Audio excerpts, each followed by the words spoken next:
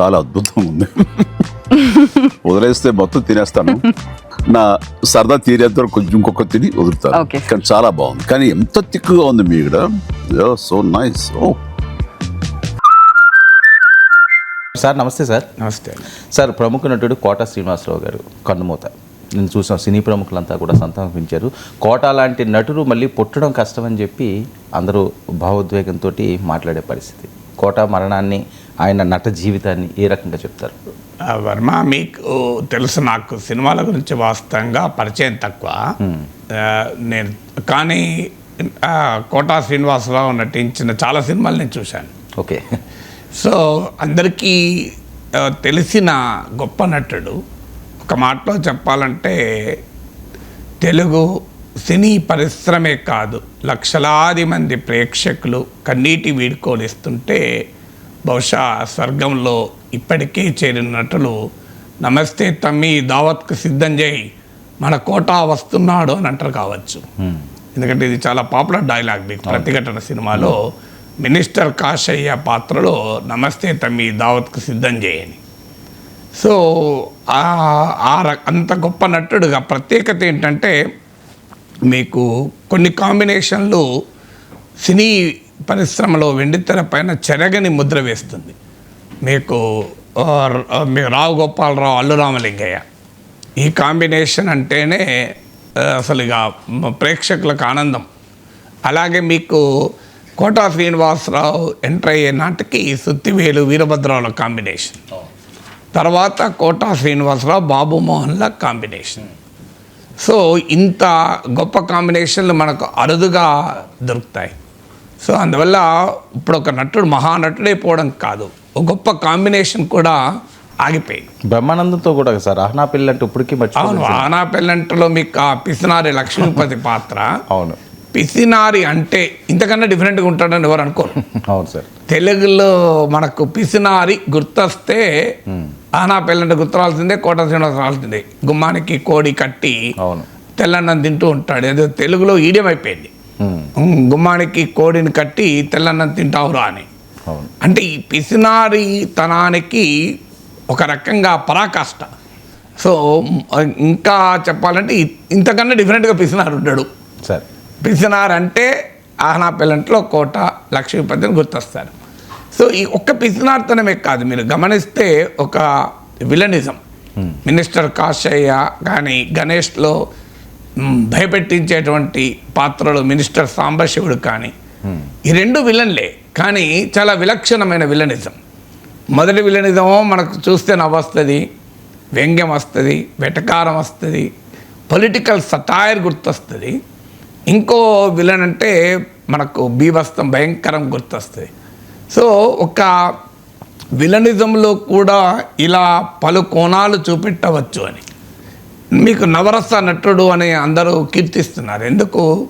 పిసినారితనం లేదా విలనిజం లేదా కామెడీ లేదా క్యారెక్టర్ ఆర్టిస్ట్. ఒక మధ్యతరగతి తండ్రి కావచ్చు, ఒక అల్లరి చేసే తాతయ్య కావచ్చు. ఇలా పత్రికల్లో కూడా మీకు ఈ వాస్తవాలు రాశారు మీరు గమనిస్తే. లేదు మీకు నవ్వించే పోలీస్ కావచ్చు, ఒక కాంట్రాస్టింగ్ పాత్రలో జంబలక్కడి పంబ అంటే ఒక భయపెట్టించి అందరినీ హల్చల్ చేయించే పాత్ర కావచ్చు, అణిగి మణిగుండే పాత్ర కావచ్చు. అంటే సినిమాలో రెండు భాగాలుగా ఒకే సినిమాలో జంబలక్కడి పంబగా నటించడం అంటే మామూలు విషయం కాదు కదా. సో అలా ఒక హాస్య నటుడుగా కావచ్చు. మీకు హలో బ్రదర్ అనుకుంటాను, అది మీ తాడి మట్టయ్య పాత్ర, నవ్వించే పోలీసు పాత్ర. సో ఇలా మీరు ప్రతి పాత్రలో అంటే హాస్యము, లోభము, పిసినార్తనము, మీకు భయపెట్టించే లక్షణము, మోసకారితనము, మీకు వ్యంగ్యము, వెటకారము, ఇలా ఒక ఆప్యాయత, మమకారము, ఇలా అనేక రకాల రసాలను కూడా సమర్థవంతంగా పోషించగలిగే, అంటే బహుముఖ ప్రజ్ఞాశాలి అని ఎందుకంటారు అంటే ఎలాంటి అభినయాన్ని, బహుపాత్రాభినయాన్ని సమర్థవంతంగా చేయగలిగిన అసలు సిసలు బహుముఖ ప్రజ్ఞాశాలి. సో అందువల్ల మీకు ఈ ఒక్కొక్క పాత్ర ఒక ప్రత్యేకత కదా. సో కొన్ని పాత్రలు అయితే ఇంతకన్నా ఈ పాత్ర ఇంకెవరైనా చేయగలరా? అవును. మీకు ఇప్పుడు పిసినారి లక్ష్మీపతి పాత్ర చూస్తే కోటా శ్రీనివాసరావు కాకి ఇంకెవరైనా ఈ పాత్ర చేయగలరా? చేయలేరు, భవిష్యత్తులో రారు అని మనం చనిపోయిన సమయంలో అనిపిస్తుంది మనకు. కానీ వస్తారేమో చూద్దాం, ఆశించుదాం. కానీ అని చూసేవాడికి ఏమనిపిస్తుంది, ఈ పాత్రలు ఇంకెవరైనా ఇంత బాగా చేయగలుగుతారా, ఇంతకన్నా ప్రత్యేకంగా చేయగలుగుతారా అని అనిపిస్తుంది. వాస్తవంగా చాలా కాంపిటీషన్ ఉన్న సమయంలో ఎంటర్ అయ్యాడు. అప్పటికే మీకు గుర్తుంటుంది, కైకాల సత్యనారాయణ, రావు గోపాలరావు, గొల్లపూడి మారుతిరావు ఈ రకమైన పాత్రలు పోషించేవాళ్ళు అప్పుడు. సో ఇలాంటి సమయంలో అంటే క్యారెక్టర్ ఆర్టిస్టులుగా రకరకాల పాత్రల్లో అంటే సిమిలర్ పాత్రల్లో పోషిస్తున్న టైంలో ఒక బలమైన కాంపిటీషన్ ఉన్న సమయంలో వచ్చారు. వచ్చి మీకు ప్రతిఘటనతో తెలుగు సినీ పరిశ్రమలో ఒక తారస్థాయికి చేరిపోయాడు కదా.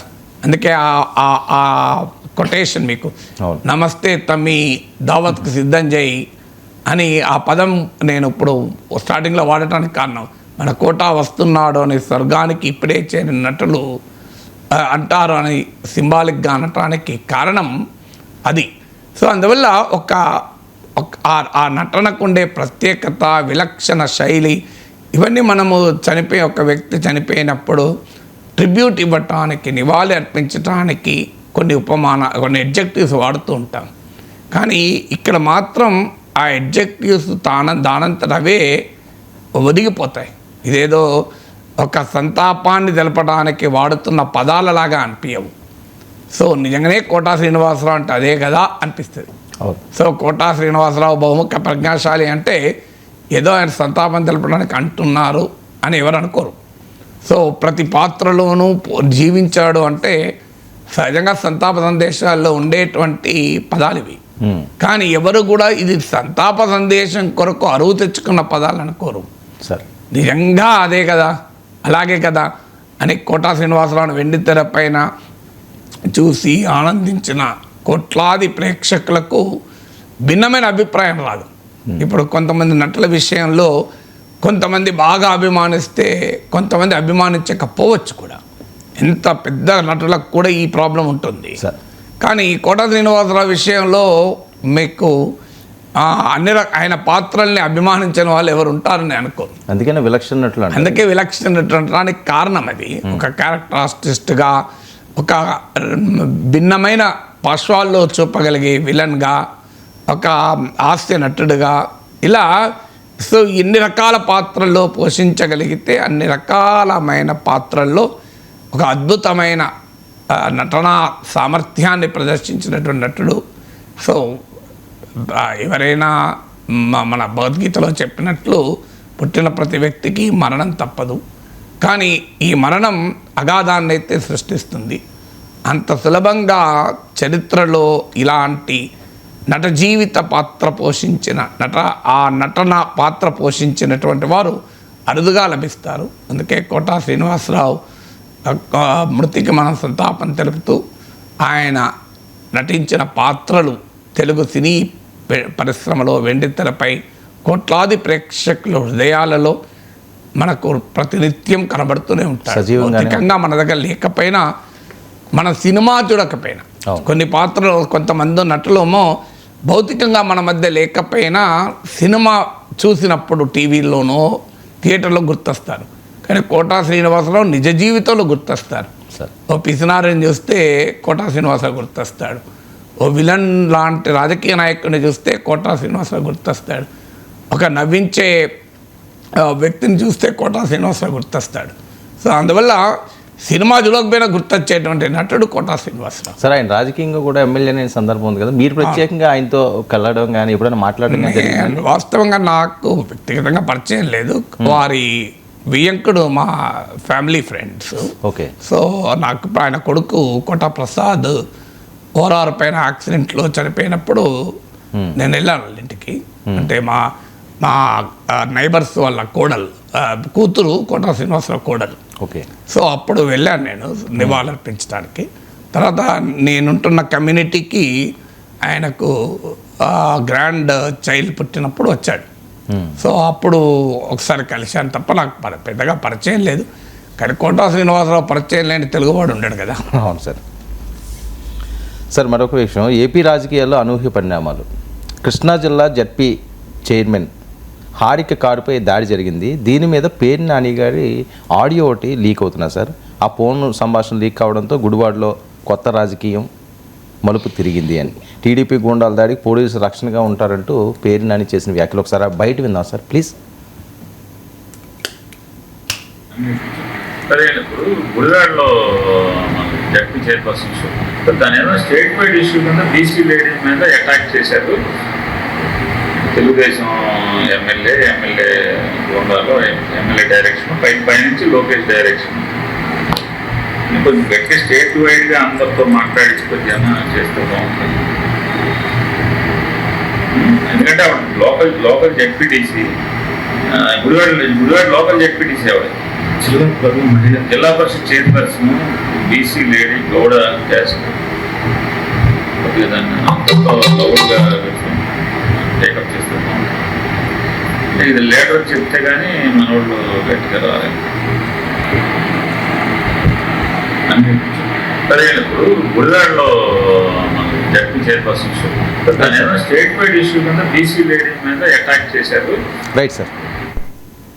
ఇది సార్ మరొక అంశం, మొన్న ఈయన కన్ను కొడితే పని అయిపోవాలట, ఎందుకురా రప్ప అంటారని మరొక స్టేట్మెంట్, దాని మీద కేసు కూడా నమోదైంది. అంటే ఎవరైనా ప్రజల్ని రెచ్చగొట్టి లా అండ్ ఆర్డర్కు విఘాతం కల్పించిన, పబ్లిక్ ఆర్డర్కు విఘాతం కల్పిస్తే చట్టరీత్యా నేరమే. కానీ ఇందులో మనం తూకం వేసి ఏ పార్టీ వాళ్ళు రెచ్చగొడుతున్నారు, ఏ పార్టీ వాళ్ళు ముందున్నారు అని లెక్క వేయడం చాలా చాలా కష్టం. ఎందుకంటే అన్లెస్ నువ్వు ఈ పార్టీకో ఆ పార్టీకో అనుబంధంగా ఉంటే తప్ప ఇంకో పలానా వాళ్ళే చేస్తున్నారు, పలానా వాళ్ళు చేయడం లేదు అని లెక్కలు వేయగలమా? ఇప్పుడు మీకు అనేక ఉదాహరణలు ఉన్నాయి. మీకు ప్రతి చోట ఇదే పంచాయతీ కదా.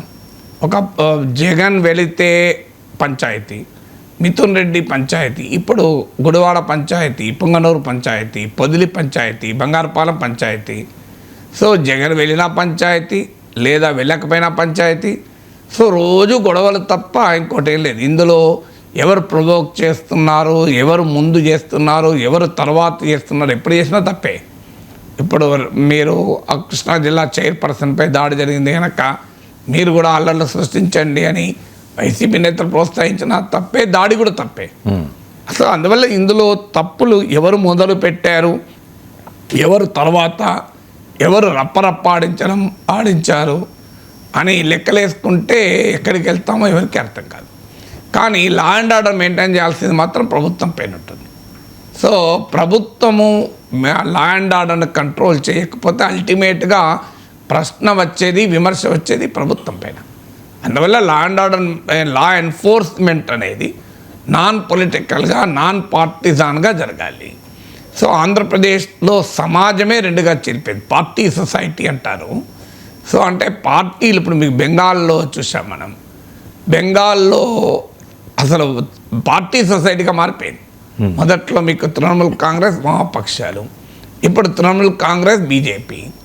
అసలు గ్రామాలు తగలబడుతుంటాయి, కొట్టుకుంటుంటారు, అల్లర్లు, హత్యలు. ఒక కల్లోలిత రాష్ట్రంగా బెంగాల్ మారిపోయింది. పార్టీ సొసైటీగా మారి సమాజాన్ని చివరి వరకు కూడా నేను పార్టీగానే చీలుస్తాను, పోలరైజ్ చేస్తానంటే ఏ పరిణామాలు వస్తాయో బెంగాల్ చూస్తే అర్థమవుతుంది. సో ఈవెన్ మీకు తమిళనాడులో కూడా పార్టీ సొసైటీగా డివైడ్ అయినా అన్నా డిఎంకే ఈ హింసాయుత వాతావరణం లేదు. మీకు బెంగాల్లోనేమో హింసాయుత వాతావరణం, ఆంధ్రప్రదేశ్ మరో బెంగాల్ అవుతుందా అనే భయం కలుగుతుంది. దీనికి కారణం వైసీపీ అని టీడీపీ అనొచ్చు, టీడీపీ అని వైసీపీ అనొచ్చు. అందులో అది ఎవరు ఏ ఇన్సిడెంట్లో ఎక్కడ, ఎవరు ముందు ఎవరు వెనక, ఈ బ్యాలెన్స్ షీట్లోకి నేను వెళ్ళడం లేదు. అది తరం కూడా కాదు మనది. బ్యాలెన్స్ షీట్లోకి వెళ్తే ఎవరు ముందు చేసినా వెనక చేసినా తప్పే కదా. ఎవరు ప్రొవోక్ చేసినా, ఎవరు రియాక్ట్ అయినా తప్పే. సో అల్టిమేట్గా లాలెస్ స్టేట్గా ఆంధ్రప్రదేశ్ పోకూడదు. అందులో చంద్రబాబు నాయుడుకున్న ప్రత్యేకమైన గుర్తింపే గవర్నెన్స్. మీకు సంక్షేమము, చంద్రబాబు నాయుడు సూపర్ 6 అన్నా, సంక్షేమం గురించి ఎంత మాట్లాడినా సంక్షేమం గురించి చంద్రబాబు నాయుడుతో ఎవరు ఐడెంటిఫై కారు. చంద్రబాబు నాయుడుతో ఐడెంటిఫై అయ్యేదే development, governance, rule of law, law and order maintain చేస్తాడు, అడ్మినిస్ట్రేషన్ పైన గట్టి పట్టుంటుంది అనేది చంద్రబాబు నాయుడుకున్న యునీక్ సెల్లింగ్ ప్రపోజిషన్, యూఎస్పీ. అందువల్ల చంద్రబాబు నాయుడు ప్రభుత్వంలో ప్రజలు ఆశించేది ఏంటంటే 4 సంక్షేమ పథకాలు అమలు కాకపోయినా అది ప్రజలకు తెలుస్తుంది. ఇవి ఆయన బ్రాండ్ ఆఫ్ పాలిటిక్సే కాదు, రాజశేఖర్ రెడ్డి ఆ తర్వాత జగన్మోహన్ రెడ్డి ఇచ్చిన సవాల్కి ఆయన రెస్పాండ్ అవుతూ ఆయన కూడా వెల్ఫేర్ పాలిటిక్స్ మొదలు పెట్టాల్సి వచ్చింది. మనందరికీ తెలిసిన ఉచిత విద్యుత్తు పైన చేసిన వ్యాఖ్యలు మన రాష్ట్రంలో. కానీ governance, development, law and order విషయంలో మాత్రం జగన్తో పోల్చినప్పుడు చంద్రబాబు నాయుడుకే మార్కులు వేస్తారు. ఎవరైనా నాన్ పొలిటికల్ న్యూట్రల్ ఓటర్ కూడా, ఒక ఏ రాజకీయ పార్టీలతో సంబంధం లేని ఓటర్ కూడా లా అండ్ ఆర్డర్, అడ్మినిస్ట్రేషన్ పైన పట్టు విషయంలో చంద్రబాబు నాయుడుకే ఓటేస్తారు. సో అలాంటి ప్రభుత్వం ఉంది కనుక మరింత బాధ్యత ఉంటుంది. ఈ పొలిటికల్ రైవల్రీ ఇలాగే పోతే ఒక దశకతే ఇది అటానమస్ క్యారెక్టర్ అవుతుంది. ఈవెన్ అధికారంలో ఉన్న ప్రభుత్వాలపై కూడా కంట్రోల్ ఉండదు. మీకు ఇక పార్టీ, సొసైటీ అని ఎందుకంటారంటే సమాజంలో ఇది ఒక అటానమస్ క్యారెక్టర్. ఈ వైలెన్స్ కనుక సంతరించుకుంటే నో గవర్నమెంట్ కంట్రోల్. ఎప్పుడు కూడా గుర్తుపెట్టుకోవాలి వర్మ గారు, మనము పోలీసులతోనే లా అండ్ ఆర్డర్ కంట్రోల్ చేస్తామనుకున్న పొరపాటు. ఎంతమంది ఉంటారు పోలీసులు? మీకు ఎన్ని లక్షల మంది ఉంటారా, కోట్ల మంది ఉంటారా? ఆర్మీతోనే మీకు నార్త్ ఈస్ట్లో కంట్రోల్ అవుతుందా? మీకు కంట్రోల్ కావాలి అంటే పోలీసు, లా ఎన్ఫోర్స్మెంట్ అవసరమే, but not the, it is essential but not the exhaustive అంటారు. అంటే కేవలము సమర్థవంతమైన పోలీసు ఉంటేనే లా అండ్ ఆర్డర్ మెయింటైన్ కాదు. ఎందుకు కాదు అంటే ప్రతి మనిషికి ఒక పోలీసుని అయితే పెట్టలేం కదా. పోలీస్ ఫోర్స్ లిమిట్, తర్వాత యూజ్ ఆఫ్ ఫోర్స్ లిమిట్ ఉంటుంది. ఇప్పుడు ఉదాహరణకు 1000 మంది అటు, 1000 మంది ఇటు కర్రలు గిర్రలు పట్టుకొని, రాడ్లు పట్టుకొని వస్తారు. పోలీసు ఏం చేయాలి? పోలీసు కాల్పులు జరపాలన్నా? జరిపితే 100 మంది చనిపోతారు. What can police do? ఎందుకంటే ఇది వెరీ క్రిటికల్ సిచ్యువేషన్. నేను సర్దార్ పటేల్ నేషనల్ పోలీస్ అకాడమీలో ఐపీఎస్ అధికారులకు దాదాపు 15 ఏళ్ళు క్లాసులు చెప్పాను. సో నా సబ్జెక్ట్ పైన. సో అందువల్ల అనుభవంతో చెప్తున్నా, policing alone can control law and order అనుకుంటే పొరపాటు. పోలీసింగ్ ఒకటే కాదు, పాలిటిక్స్ కంట్రోల్ చేయాలి, లా అండ్ ఆర్డర్ను సొసైటీ కంట్రోల్ చేయాలి, పబ్లిక్ డిస్కోర్స్ కంట్రోల్ చేయాలి, సివిల్ సొసైటీ కంట్రోల్, అన్ని యాక్టర్స్ అందులో పాత్ర పోషించాలి. మీరు సమాజాన్ని రాజకీయంగా ఒక యుద్ధ శిబిరాలుగా మార్చి, ఎవరు మార్చారని డిబేట్లో కూడా వెళ్ళడం లేదు. ఎందుకంటే ఎవరు మార్చారని ఇంకోరికి కోపం వస్తుంది. కానీ రాజకీయాల్ని యుద్ధ శిబిరంగా మార్చితే పోలీస్ కంట్రోల్ చేయగలుగుతుందా? ప్రాక్టికల్గా సాధ్యమా? సో అందువల్ల మనకు ఎప్పుడైనా గుర్తుంచుకోవాల్సింది, ఒక తత్వవేత్త అంటాడు, మోహరించిన సైన్యాలనైనా ఎదిరించగలం కానీ ముహూర్తం ఆసన్నమైన ఆలోచనలను ఎవరు ఆపలేరంటారు. ఆలోచన మాత్రమే ఈ వైలెన్స్ ఆలోచన ఏంటి? ఒక హెల్తీ పాలిటిక్స్, ఒక ఆర్గ్యుమెంటేటివ్ పాలిటిక్స్, ఒక కాంపిటేటివ్ పాలిటిక్స్. కానీ ఈ కాంపిటీషన్ ఎక్కడికి పోతుంది? మనం అంటే ఒక పార్టీ మరో పార్టీని వాళ్ళని చూస్తే తన్నాలి, కొట్టాలి, పొడవాలనేంత కోపంతో రాజకీయ శిబిరాలు ఉంటే, ఒక వార్లైక్ వాతావరణాన్ని మీరు క్రియేట్ చేస్తే స్టేట్ విల్ బి లాలెస్. నేను ముందు చెప్తున్నాను, ఒక గొప్ప రాష్ట్రం ఆంధ్రప్రదేశ్. అందులో గవర్నెన్స్, రూల్ ఆఫ్ లాకు పేరుగాంచిన ముఖ్యమంత్రి ఇప్పుడు గనక లాలెస్గా మారిపోతే చంద్రబాబు నాయుడు కాదు, అంతకన్నా పవర్ఫుల్ అడ్మినిస్ట్రేషన్ ఏం చేయలేడు. When society becomes lawless, police cannot control it. అందువల్ల సోషల్ ట్రెండ్స్, అందుకే మీకు క్రైమ్లో కూడా సోషాలజీ ఆఫ్ క్రైమ్ తెలుసుకోమంటారు. సో మీకు నేరాలకు కారణమైన సామాజిక స్థితిని మార్చకుండా పోలీసులు కూడా నేరాలు కంట్రోల్ చేయలేరు. ఇది గుర్తించాకనే పోలీసులు కమ్యూనిటీ పోలీసింగ్ మొదలైంది. మీరు గమనిస్తే తుపాకులు పట్టుకొని, లాఠీలు పట్టుకొని తిరుగుతలేరు పోలీసులు. మీకు పోలీసులు పిల్లలకు క్లాసులు చెప్తున్నారు, 10వ తరగతి చదివే పిల్లలకు శిక్షణ తరగతులు ఇస్తున్నారు. ఎందుకు? పోలీసింగ్ కూడా ఒక సోషాలజీ ఉంటుంది. క్రైమ్ సమాజము క్రియేట్ చేస్తుంటే ఏ పోలీస్ ఏం చేస్తారు? మీకు సింపుల్ ఎగ్జాంపుల్ చెప్తాను. ఇంట్లో మనకు ఇల్లు క్లీన్ చేస్తూ ఉంటాం, కానీ కంటిన్యూస్గా చెత్త పోసేవాడు ఉంటాడు. మీరు 10 మంది అర్బన్ కంపెనీలో పట్టుకొచ్చినా క్లీన్ కాదు. ఫస్ట్ ఆ చెత్త పోసడం ఆపాలి. ఆ చెత్త పోసడం ఆపితే పడ్డ చెత్తను క్లీన్ చేయొచ్చు. కానీ ఒక చెత్త పోస్తూనే ఉంటాడు, క్లీన్ చేస్తూ ఉంటాడు. ఆ చెత్త ఎప్పుడైనా క్లీన్ అవుతుందా? ఇక్కడ క్లీన్ కావాల్సడానికి ఒక 10 మంది మనుషులు పెట్టినా క్లీన్ కాదు. అల్టిమేట్గా చెత్త పోసేవని ఆపాలి. అందువల్ల ఎప్పుడు కూడా పొలిటికల్ వయలెన్స్లో పోలీసు స్టేట్ మిషనరీ ఆపలేదు. ఆ పొలిటికల్ వయలెన్స్కు కారణమవుతున్న ఫ్యాక్టర్స్ని ఆపాలి అంటే ఇలా ఇప్పుడు పేరు నాన్ని రెచ్చగొట్టాడు, రేపు అటువైపు ఇంకో రెచ్చగొడతారు, ఒకరు పర్యటన పోతే ఇంకోరు అడ్డుకుంటారు, ఓ నాయకుడి ఇంటి మీదకి ఇంకో నాయకుడు వెళ్తాడు, నోటికి వచ్చినట్టు మేము మాట్లాడుకుంటాం రెచ్చగొట్టేలా. ఈ రకమైన పాలిటిక్స్ ఉంటే Andhra Pradesh will become lawless. So ఈ లాలెస్ స్టేట్గా మార్చకండి అని మాత్రమే చెప్పగలను. సార్ మరొక కీలకమైన అంశం, తెలంగాణ రాష్ట్రంలో బగ్గుమంటుంది. తీర్మార్ మల్లన్న ఆయన మాట్లాడిన మాటలు కంచం మంచం అనే అంశం, ఇదేంటి నా భాషలో తెలంగాణ మాండలికం ఉంది, నేనేం అదే రాంగ్గా మాట్లాడలేదు, అదేమి తప్పు కాదు అని చెప్పి ఆయన మాట్లాడడం, అలాగే కవిత గారు దానికి ఇచ్చిన కౌంటర్. తీర్మార్ మల్లన్న బయట ప్లే చేయండి. ముఖ్యమంత్రి గారు ఆర్డినెన్స్ ఇస్తున్నామని ఆయన నిర్ణయం తీసుకోగానే కల్వకుంట్ల కవిత గారు ఆమె రంగులు గులాలు పూసుకుంటా ఉంది. దునపోతి ఇంతే దుడ్డెను కట్టేసినట్టు ఉంది కథ. బీసీలకు 42% ఆర్డినెన్స్ వస్తే నీకేం సంబంధము? నువ్వు బీసీయా? నీకు నాకేమైనా సంబంధమా? కంచం పొత్తుందా, మంచం పొత్తులున్నాయా మనకేమన్నా? నువ్వు పండుగ చేసుకుండేది మాకు అర్థం కాలేదు. రైట్, ఇది ముఖ్యమంత్రి గారు మళ్ళీ మాట్లాడింది. కవిత గారు బయట ప్లే చేయండి. నాలాంటి వాళ్ళను కోట్లాది మందిని తయారు చేస్తా ఏమనుకుంటున్నారో మీరు? మేము అనుకుంటే, ఆడబిడ్డలు అనుకుంటే కనీసం ఇంట్లోకి వెళ్ళి బయటకు వెళ్ళలేరు. మీరు ఆలోచన చేసుకోవాలి. మల్లన్న గారు ఎవరి కోసం మాట్లాడుతున్నారు మీరు? నేను ఇవాళ రాష్ట్ర ముఖ్యమంత్రి గారిని కూడా అడుగుతున్నా. ఈ మల్లన్న గారు నిన్న మధ్యాహ్నం ఈ టైంకి ఈ మాట మాట్లాడితే, ఇంతవరకు నేను ముఖ్యమంత్రి గారికి ఒక సహచర ఎమ్మెల్సీని ఇంతవరకు కనీసం ముఖ్యమంత్రి గారు మాట్లాడలేదు. ఆ రోజు వారి కుటుంబ సభ్యుల మీద మాట్లాడితే 2 ఆడపిల్లల్ని, యూట్యూబర్స్ని, జూనియర్ జర్నలిస్టులని పట్టుకపోయి మీరు జైల్లో పెడతారా? ముఖ్యమంత్రి గారు, నేను మిమ్మల్ని డిమాండ్ చేస్తూ ఉన్నా, మీరు తక్షణమే మల్లన్న గారిని అరెస్ట్ చేయకపోతే మల్లన్న గారితో ఈ మాటలు మాట్లాడించింది మీరే అని కూడా తెలంగాణ ఆడబిడ్డలు అందరూ అనుకునేటటువంటి పరిస్థితి వస్తుంది. రైట్ సార్, ఇది ఇప్పుడు దీంట్లో కాంట్రాస్ట్ మల్లన్న గారు అంటూ కవిత మాట్లాడుతున్నారు, కల్వకుంట్ల కవిత గారు అంటూ మల్లన్న మాట్లాడుతున్నాడు. మధ్యలో గారు మాట్లాడుకుంటూ ఇదేం భాష మరి? ఇప్పుడు ఇది తెలంగాణ యాస. మన సమాజంలో ఒకటి ఏంటంటే ప్రతిదానికి తెలంగాణ యాస అంటారు. నా తెలంగాణ కోటి రతనాల వీణ అన్న దాశరథి ఈ భాష మాట్లాడా? నా గొడవ అంటూ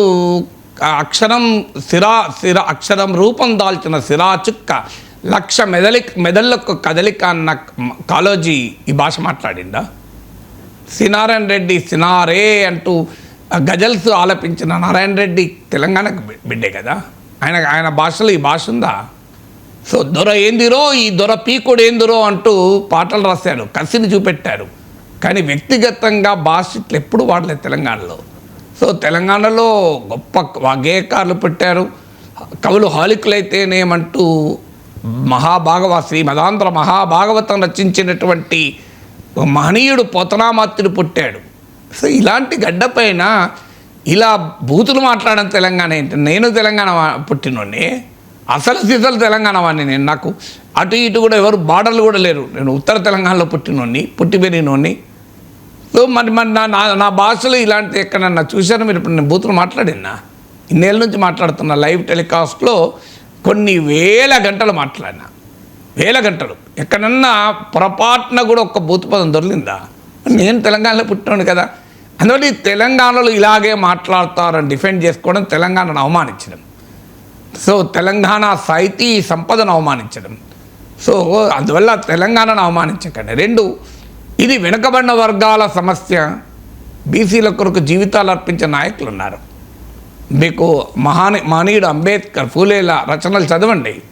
మేధోపరమైన స్ఫూర్తి పొందుతాను తప్ప ఎక్కడైనా అభ్యంతరకరమైన భాష మహనీయులు ఎప్పుడైనా పొరపాటున కూడా రాశారా? అదంతా ఎందుకు, అక్కడ దాకా ఎందుకండి. ఇప్పుడు మన తెలుగు నాట 2 పేర్లు, ఆర్ కృష్ణయ్య. జీవితం అంతా బీసీ బిడ్డల కొరకు తపన పడ్డాడు, కృషి చేశాడు. ఆయన ఏ పార్టీలైనా ఉండనియండి, ఆయన కానీ ఆర్ కృష్ణయ్య బీసీలకు పనిచేశాడని ప్రతి ఒక్కడు ఒప్పుకుంటాడు కదా. నేనే 40 ఏళ్ళుగా సాక్షి. ఎవరు అన్నా నాకు స్కాలర్షిప్ రాలేదంటే పావే తమి అనుకుంటా బయలుదేరుడే, అవునా కదా. సో మనందరం చూసాం కదా. సో ఎవడైనా నాకు ఇంకో అన్న సీట్ వస్తలేదు అంటే రా తమ్మి అనుకుంటా బోడే. ఇలా 40 ఏళ్ళు పాపం, ఒక్కరోజు 2 రోజులు కాదు. తర్వాత ఈ మధ్య ఏదో రాజకీయాల్లోకి ఎంటర్ ఎమ్మెల్యేలు ఎంపీ కావచ్చు, కానీ కొన్ని దశాబ్దాల పాటు ఏ పదవి లేకుండా ఆయన బీసీ బిడ్డలకు పనిచేస్తాడు కదా. ఆర్ కృష్ణయ్య భాషలో ఎప్పుడైనా అభ్యంతరకరమైన భాష, ఆర్ కృష్ణయ్యను మించి బీసీ వాదము, బీసీ ఉద్యమం ఎవరున్నారు చెప్పండి. ఆయన దశాబ్దాల పాటు బీసీలకు నిలబడ్డాడు కదా, జాతీయ స్థాయి వరకు బీసీ పోరాటాలు తీసుకెళ్ళాడు కదా. మరి ఆర్ కృష్ణయ్య ఎప్పుడైనా అభ్యంతరకరమైన భాష, ఈవెన్ అగ్రకులాలపైన మాట్లాడా, రాజకీయ ప్రత్యర్థులపైన మాట్లాడా. మీకు ఇంకో ఉదాహరణ కృష్ణమాదిగ. అసలు సమాజంలో అంటరానితనం లాంటి అతి క్రూరమైన అమానుష అణచివేతకు బలైన జాతికి ఆత్మగౌరవం ఇచ్చిన నాయకుడు కదా. మిగతా అంశాలు మీరు ఆయనను ఎగ్రి అయినా కాకపోయినా వర్గీకరణ ఈవెన్ కాదనే వాళ్ళు కూడా, వర్గీకరణ వద్దనే వాళ్ళు కూడా ఒక జాతికి ఆత్మగౌరవం ఇచ్చి అప్పటిదాకా రెడ్డి, శర్మ, శెట్టి, గుప్తా, రావు, చౌదరి అని గర్వంగా పెట్టుకున్నారు. మాదిగా అని మేము కూడా పెట్టుకుంటాం అని ఒక గొప్ప ఆత్మాభిమానానికి ప్రతీకగా నిలిచాడు కదా. అప్పటిదాకా మీకు రెడ్డి, శర్మ, శాస్త్రి, గుప్తా, శెట్టి, రావు అంటే, చౌదరి అంటే చాలా గౌరవంగా చూశారు. రెడ్డి గారు వస్తున్నారు, చౌదరి గారు వస్తున్నారు, శెట్టి గారు వస్తున్నారు, గుప్తా సాబ్ వస్తున్నాడని, శర్మాజీ వస్తున్నాడని, కానీ మాదిగజీ వస్తున్నాడని అన్నారు ఎవరన్నా. అలాంటి జాతికి నేను కృష్ణమాదిగా అని పెట్టుకుంటా అని ఆత్మగౌరవాన్ని చాటాడు కదా. లక్షలాది మంది మాదిగలకు ఆత్మాభిమానాన్ని నింపాడు కదా. కృష్ణ మాదిగ ఎప్పుడైనా ఎవరిపైనైనా ఇలాంటి భాష వాడా? ఎప్పుడైనా మీరు చూడండి. తీర్మానం మల్లన్న వాడుతున్న భాష ఆర్ కృష్ణయ్య కానీ కృష్ణమాదిగ కానీ వాడా? ఆర్ కృష్ణయ్య కన్నా కృష్ణమాదిగ కన్నా అణగారిన కులాల కొరకు పనిచేసిన నాయకులు ఎంతమంది ఉన్నారు తెలుగు ఉన్నారు నాకు చెప్పండి.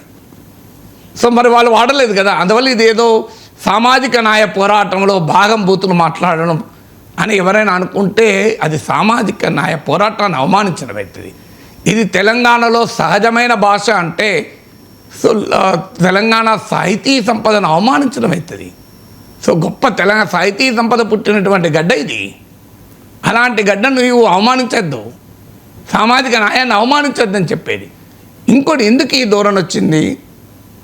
తీర్మానం మల్లన్న తప్పందామా అంటే ఎస్ ప్రూవెన్ వన్ థింగ్ ఏంటి, బూతులు తిడితే పాపులర్ కావచ్చు, బూతులు తిడితే ఈవెన్ ఎమ్మెల్సీలు కావచ్చు, బూతులు తిడితే పొలిటికల్ డిస్కోర్స్లో ఉండొచ్చు. ఇవాళ ఈ బూతులు తిట్టాడు కనుకనే కదా మనం ఇవాళ చర్చ పెట్టుకున్నాం. లేకుంటే చర్చ అయ్యేదా? కాంగ్రెస్ నుంచి వెళ్ళిపోయాక చర్చలో లేడు కదా. ఇప్పుడు మొత్తం మీడియా అంతా మల్లన్న చుట్టూ తిరుగుతుంది కదా. సో మల్లన్న ఈ సక్సెస్ఫుల్. మీకు కోదండరాం సార్ కన్నా ఎక్కువ ఓట్లు వచ్చాయి కదా, మామూలు విషయం కాదు కదా. డెమోక్రసీలో ప్రజలు ఓటేసిన మించిన సర్టిఫికేట్ ఏముంటుంది చెప్పండి నాకు. అందులో గ్రాడ్యుయేట్స్ కదా, విద్యావంతులు కదా. విద్యావంతులు కూడా ఈ బూతుల్ని ప్రజా పోరాటంగా అంగీకరించారు. అంగీకరించి 2 సార్లు ఓట్లు వేశారు. ప్రజలు ఎప్పుడైతే అంగీకరించారో బూతుల్ని కూడా ప్రజా పోరాటంగా రాజకీయ పార్టీలు ఆటోమేటిక్గా అంగీకరిస్తాయి కదా. రాజకీయ పార్టీలు ఏం చేస్తాయి? బీజేపీ హక్కును చేర్చుకుంది. మరి ఈ బూతుల సంస్కృతి సరైంది కాదు అని బీజేపీ అనుకుంటే హక్కును చేర్చుకునేదా? బీజేపీ జాతీయ కార్యాలయంలో కదా ఆయనకు పార్టీలు చేర్చుకున్నది. తర్వాత 3 నెలలకు అర్థమైంది. తర్వాత కాంగ్రెస్ పార్టీ టికెట్ ఇచ్చింది. కాంగ్రెస్ పార్టీకి అర్థమైంది. నేను ఆ రోజు పోటీ చేసిన రోజే చెప్పాను, మీరు చూస్తుండండి ఆయన రెడ్లను తిట్టుకుంటూ బయటకు వస్తాడు బీసీ నినాదం ఇస్తూనే. ఇక్కడే కూర్చొని మాట్లాడండి, మీరు ఆల్రెడీ పాత వీడియోలు చూడండి. విత్-ఇన్ మంత్స్ బయటకు వస్తాడని చెప్పిన. బయటకు వచ్చాడు కదా. ఇప్పుడు సొంత పార్టీ పెడుతున్నాడు, ఈజ్ రైట్. తర్వాత సిపిఎం అసలు వాళ్ళ అగ్రనాయకులైన రాఘవులు, తమ్మినేని లాంటి వాళ్ళపైన అవినీతి ఆరోపణలు చేశాడు. వాళ్ళు మద్దతు ఇచ్చారు కదా ఎమ్మెల్సీకి. ఇప్పుడు ఎవరికి హక్కు ఉంది చెప్పండి తీర్మానం మల్లన్న ప్రశ్నించే హక్కు? మీరందరూ కూడా ఆయన పెంచి పోషించి ఇప్పుడు మాట్లాడితే ఏం లాభం చెప్పండి. రాజకీయాలు ఇది న్యూ నార్మల్ చేశారు కదా మీరు. ఇందులో మొదలు సమాజమే దాన్ని అంగీకరించి సర్టిఫికేట్ ఇచ్చింది. Yes you are our leader, leader of the educated, leader of the graduates. ఎందుకంటే ఇంత బాగా తిట్టావు, ఇదే ప్రజా పోరాటం అన్నారు. అంతకుముందు కేసీఆర్ను, కేటీఆర్ను, కవితను భయంకరంగా బూతులు తిరుగుతున్నాయి కదా, ఓట్లేసింది ప్రజలు. నేను అంటే ప్రజలు తప్ప అంటే మరి ప్రజలు దాన్నే పోరాటంగా భావించారు. ప్రజాస్వామ్యంలో ప్రజలే కదా న్యాయ నిర్ణేతలు. తర్వాత పొలిటికల్ పార్టీస్ ఈ ట్రెండ్ను లెజిటిమైజ్ చేశాయి. ఇప్పుడు అన్ని పార్టీలకు చుట్టుకుంటోంది. ఇలా మహేష్ కుమార్ గౌడ్ మహిళల పైన ఇలాంటి వ్యాఖ్యలు మన సాంప్రదాయం కాదని ఖండించారు. కరెక్టే, కానీ దీన్ని ఎవరు ఇలా కొత్తగా కాంగ్రెస్ పార్టీ చెప్పాల్సిందంటే, మీరు టికెట్ ఇచ్చిన రోజు ఈయన గతంలో కవిత గురించి మాట్లాడలేదా? నీకు తెలియదా టికెట్ ఇచ్చిన రోజు కవిత గురించి ఇవాళ కొత్తగా మాట్లాడిండా? ఇలాగే మాట్లాడిండు గతంలో కూడా. మరి అప్పుడు మీరే కదా టికెట్ ఇచ్చి ఎమ్మెల్సీ చేసింది.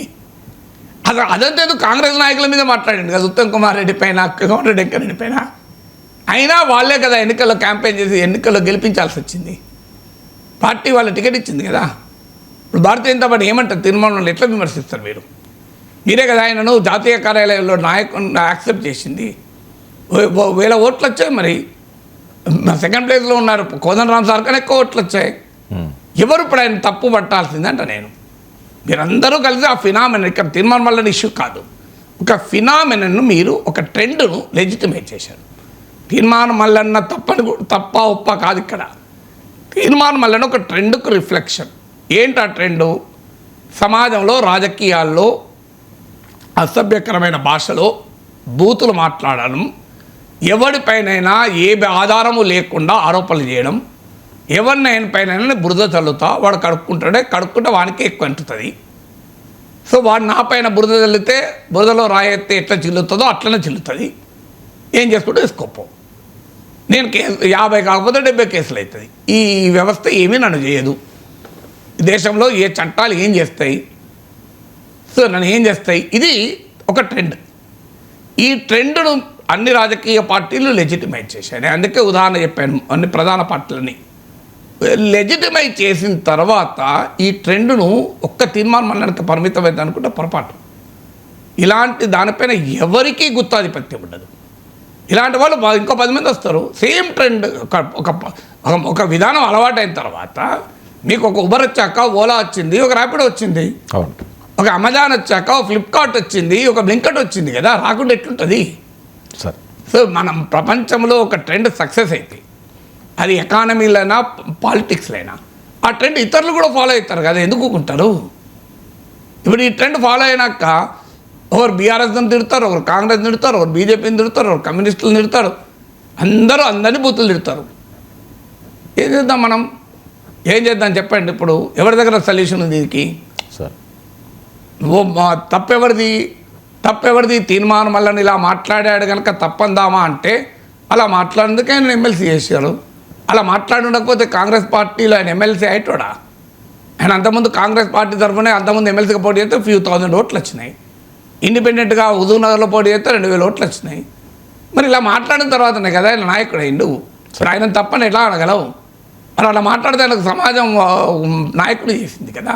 రాజకీయ పార్టీలు గుర్తించి టికెట్లు ఇచ్చాయి కదా, రాజకీయ పార్టీలు మద్దతు ఇచ్చాయి కదా, రాజకీయ పార్టీలు తమ నాయకుడిగా అంగీకరించాయి కదా.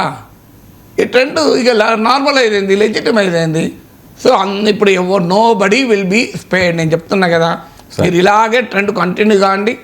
ఈ సక్సెస్ఫుల్ ట్రెండ్ను మన సమాజంకు ఉండే లక్షణం ఏంటంటే, ఒక ట్రెండ్ ఒకరు చేస్తే ఇంకో 10 మంది అనుసరిస్తారు. సార్ అది బిజినెస్లో అయినా మంచిదే. అది ఒక ఫుడ్ ట్రక్ ఒకటి క్లిక్ అయితే 4 ఫుడ్ ట్రక్లు వస్తాయి పక్కన. సార్ ఇది కూడా అంతే.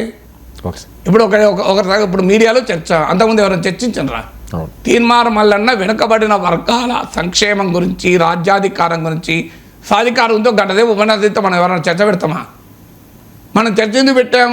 ఇంకో మీరు ఇంతకుముందు బయటలో చూపెట్టిన పదాల వల్ల చర్చ పెట్టిన పదాలు నేను వాడలేను, నా సంస్కారం అంగీకరించదు, దాంతో చర్చ పెట్టినాం. మీడియా అందుకే చర్చిస్తోంది, సమాజం అందుకే గుర్తిస్తోంది, రాజకీయ పార్టీలు అందరికీ గుర్తిస్తున్నారు. ఇక ఆ ధోరణి వర్ధిల్లుగాక ఎవడు ఆపగలుగుతాడు? ఇది ఒక్కరితో ఆగదు, మీరు చూస్తుండండి. సార్ ఇలాంటి వాళ్ళు 10 మంది పుడతారు, ఇప్పటికే పుట్టుకొస్తున్నారు, ఇంకా పుడతారు చూడండి. సార్ మరొక అంశం, పాక్ ప్రధాని షహబాజ్ షరీఫ్ చేసిన వ్యాఖ్యలు, మా దగ్గర అనువాద కార్యక్రమం శాంతియుత ప్రయోజనాల కోసమే, ఆత్మరక్షణ కోసమే తప్ప ఇతరులపై దాడుల కోసం కాదన్న పాక్ ప్రధాని, ఆపరేషన్ సింధూర్ సమయంలో అణు ఉద్రిక్తతలు ఏర్పడ్డాయని కూడా ప్రచారం సరికాదు అంటున్నాడు. అనుద్రిక్తలు ఏర్పడే ప్రచారం సరికాకపోతేనే ట్రంప్ నేను న్యూక్లియర్ వార్ ఆపాను అని కథలు చెప్పిండా.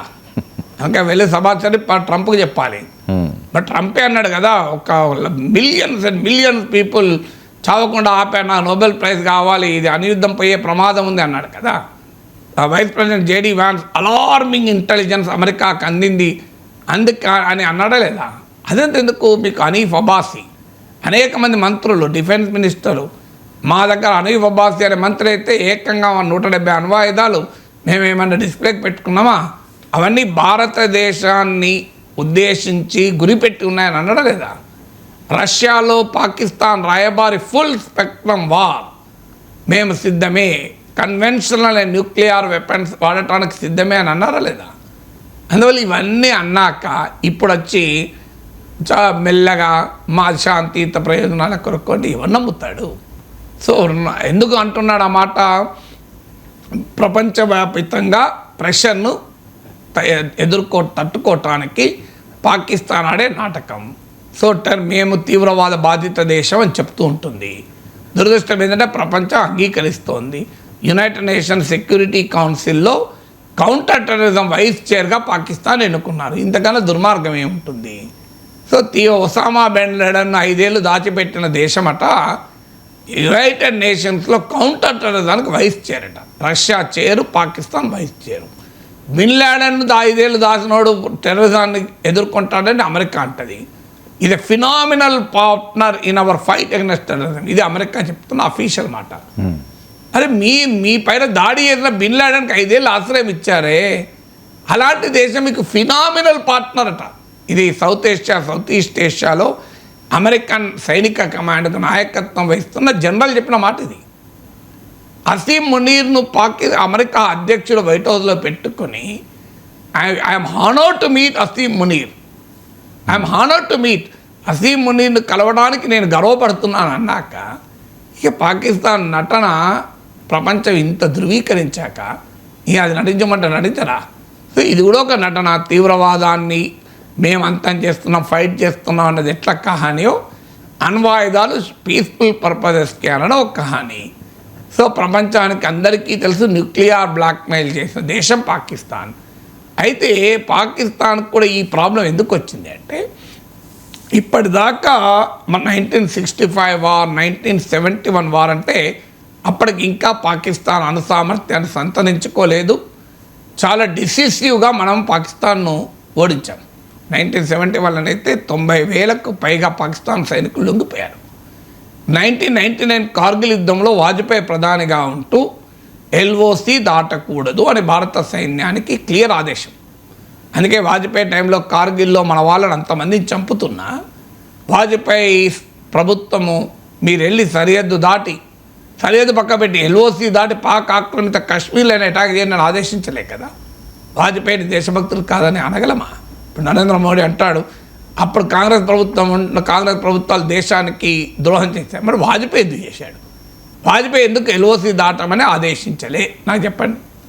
అప్పటి వరకు ఉన్న డాక్ట్రిన్ ఏంటంటే పాకిస్తాన్ ఒక న్యూక్లియర్ నేషన్, ఒక అడుగు ముందుకేస్తే న్యూక్లియర్ వార్కు దారి తీస్తుందేమో అనేటువంటి ఒక కన్సిడరేషన్ ఉండడం వల్ల భారత ప్రభుత్వం వాజ్పేయి ప్రధానిగా ఉన్న కార్గిల్ యుద్ధ సమయంలో కూడా ఎల్ఓసి దాటిపోలే.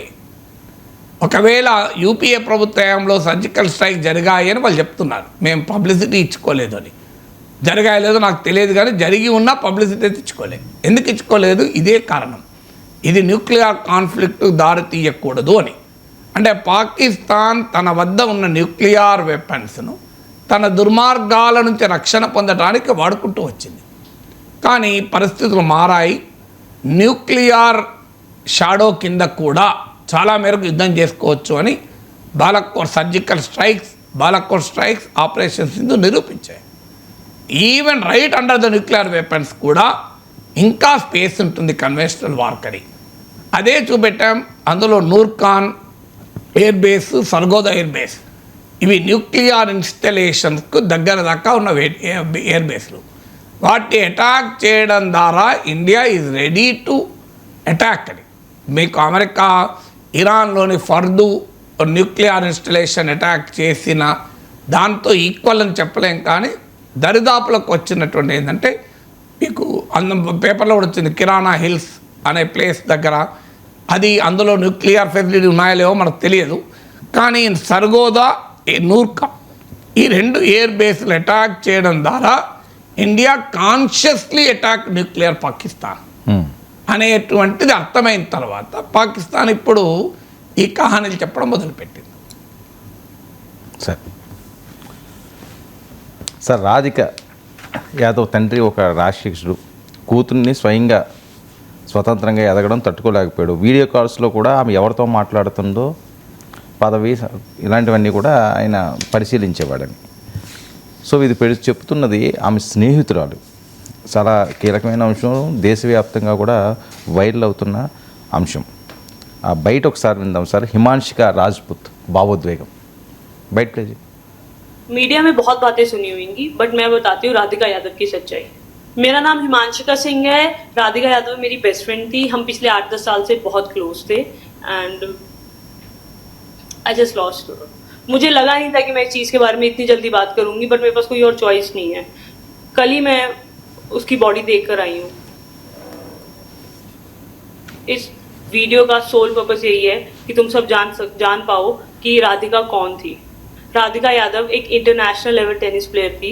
वो मेरी बहुत अच्छी दोस्त थी, बहुत ज़्यादा काइंड सोल थी, वो बहुत स्वीट थी, बहुत ज़्यादा इनोसेंट थी एंड वो पिछले 18 साल से टेनिस परस्यू कर रही थी। उसको फ़ोटोज़ क्लिक करवाना और वीडियोज़ वगैरह बनाना बहुत ज़्यादा पसंद था।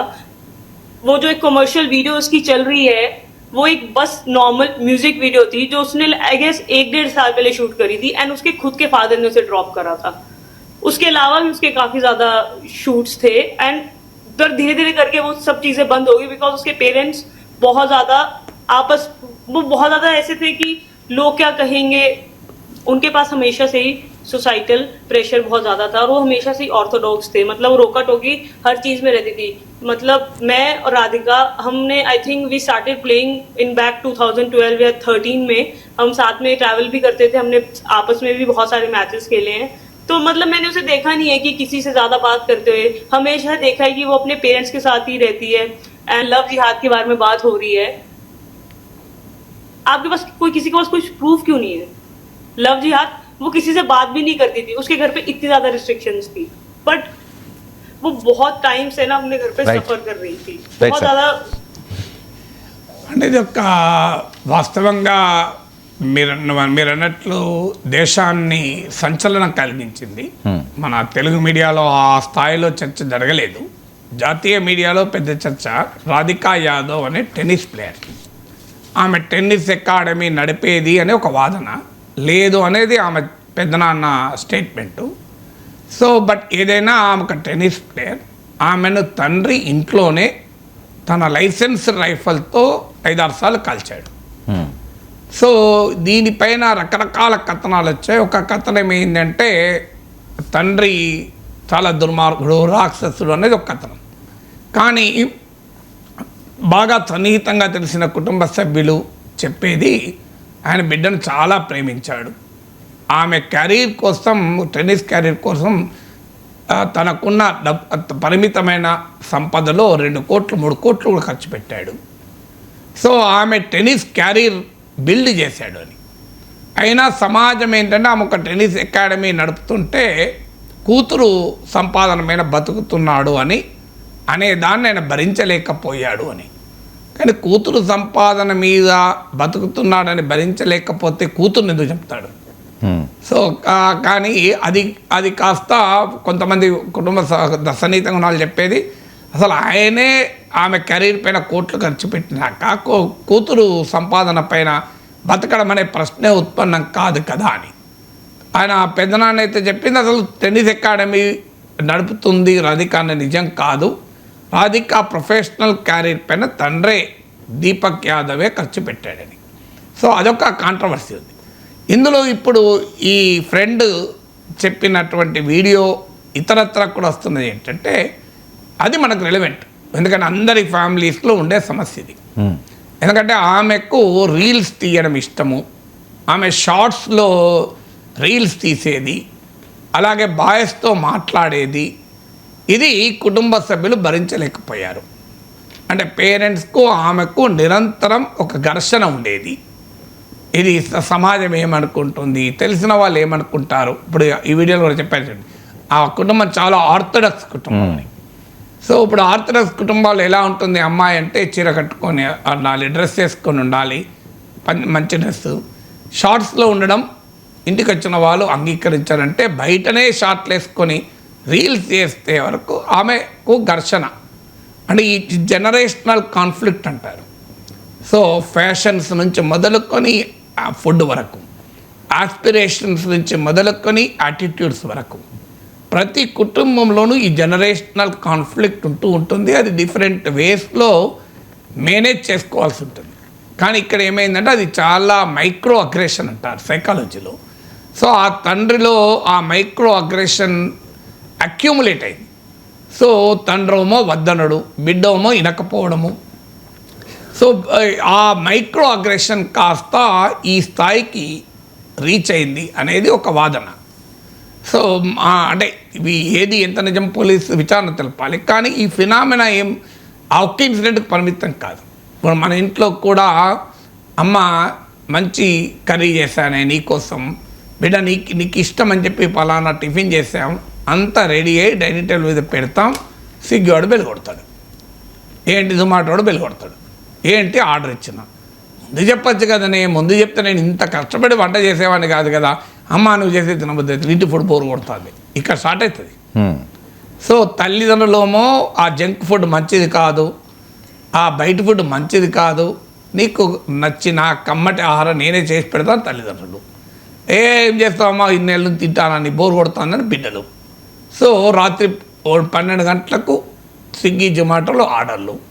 తల్లిదండ్రులు అప్పుడే మధ్యలో 10ంటికే నిద్రపోయి వాష్రూమ్కి లేసి ఇంకా పండలేదా అంటే అప్పుడే స్విగ్గీ ఆర్డర్ వచ్చింది చికెన్ బిర్యానీ తింటున్నామని. ఇప్పుడు తింటే ఎట్లా అరుగుతుంది, ఇది ఏం తిండే అని తల్లిదండ్రులు. ఇది మనందరి ఇళ్ళల్లో ఉండే వ్యవహారమే కదా.